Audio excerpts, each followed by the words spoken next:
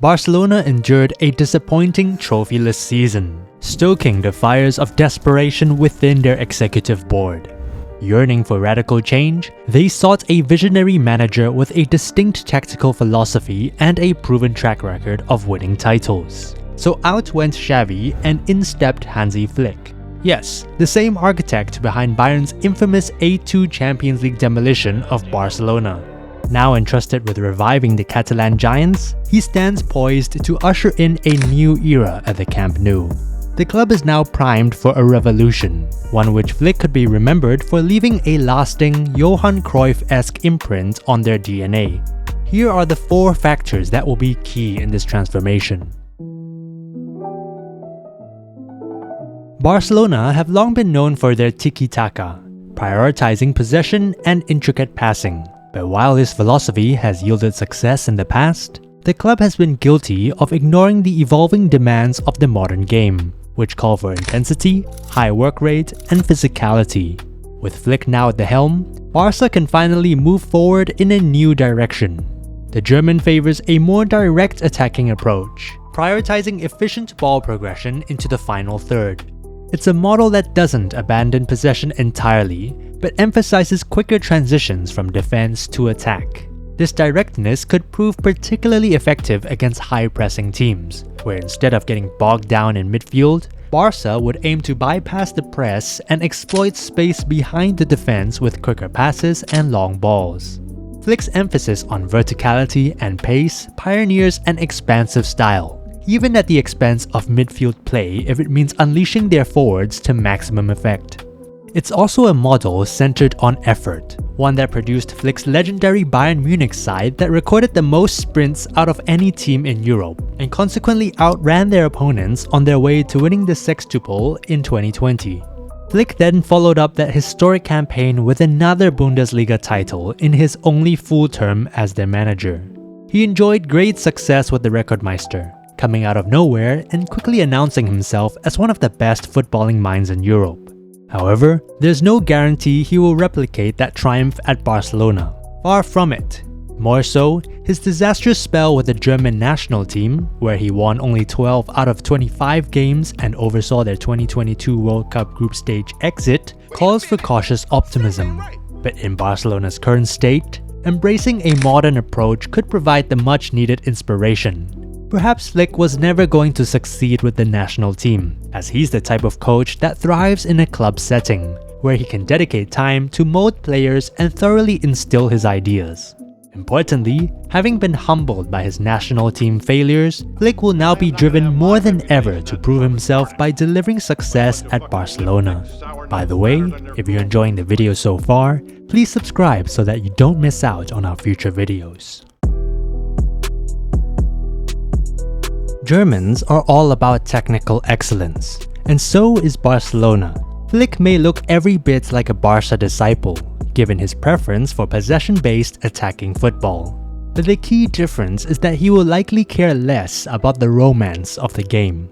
Xavi was a nice guy that the players loved, but perhaps that was his greatest weakness. Flick, by contrast, strikes as a guy who demands intensity from his players, much like Pep Guardiola does.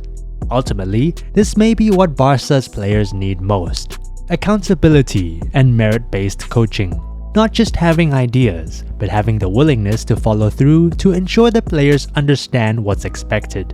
So just maybe, a fresh perspective from outside of Spain and the club itself is what Barca needs right now. One of Joan Laporta's biggest concerns with Flick's candidacy was whether he could communicate effectively in Spanish or English, the two main languages used in the Barca dressing room. However, reports indicate Flick has improved his English in recent months, and he could easily supplement his staff with members who can ease his communication with the team. There's also the unique challenge posed by the Barcelona entorno, a term coined by Cruyff to describe the noise that is constantly generated around the club. By the media, the fans, the politics of its executive board, you name it. It's a challenge that has contributed to the end of arguably every Barca manager's tenure. To watch our video on the insanity of managing Barcelona, click the card at the top right corner. Being an outsider to the club and country would work against Flick from the get-go. faltering results would likely prompt the Spanish press to question what this German coach truly understands about the club's identity. But being an outsider may also be his greatest asset. Unlike a Barcelona legend like Xavi or Koeman, Flick would be given a clean slate and wouldn't need to live up to the legacy and expectations that come with being a former player. Nor would he feel compelled to uphold the club's traditional style of play. While Xavi and many of his predecessors favored a possession-based 4-3-3 formation, Flick is a strong proponent of the more traditional and pragmatic 4-2-3-1, which offers more balance in attack and defense. Swapping the 4-3-3 for the 4-2-3-1 would greatly favor Barca's midfield, which has lacked balance in recent years. A double pivot could feature the experienced Ilkay Gundogan alongside a more defensive-minded player, and allow Pedri or Xavi to operate in a more favorable number 10 position. Additionally, Barca's long-standing search for a new defensive number 6 could be sidelined under Flick, as his teams don't necessarily depend on that type of pivot player. Due to Flick's approach, we could see the club's transfer priorities change, with the already limited funds potentially directed towards acquiring a world-class left winger instead. Meanwhile, Frenkie de Jong, given his unique skill set, could end up staying after all. The 4-2-3-1 also benefits Barcelona's attack.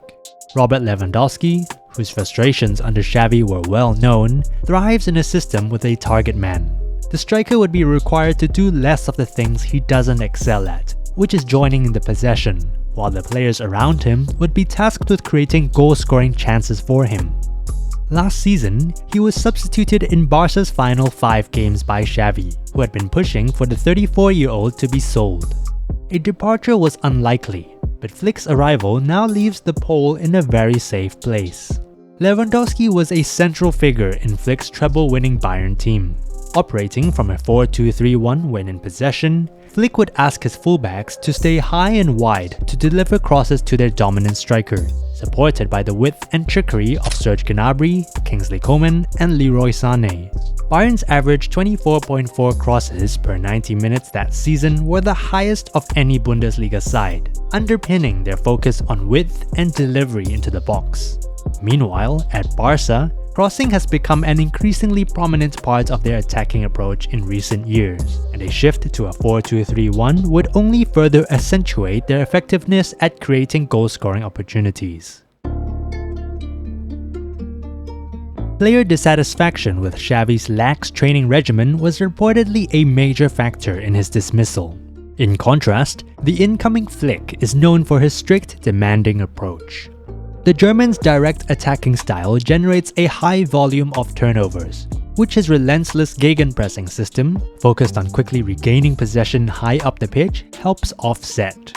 However, such a high-pressing system requires exceptional athleticism and physicality, which have been severely lacking at Barcelona due to their inclination toward developing technical footballers. Players can now expect a significant increase in training intensity, which has become essential in modern-day football, and it will be intriguing to see how Flick can leverage this to elevate Barcelona's game.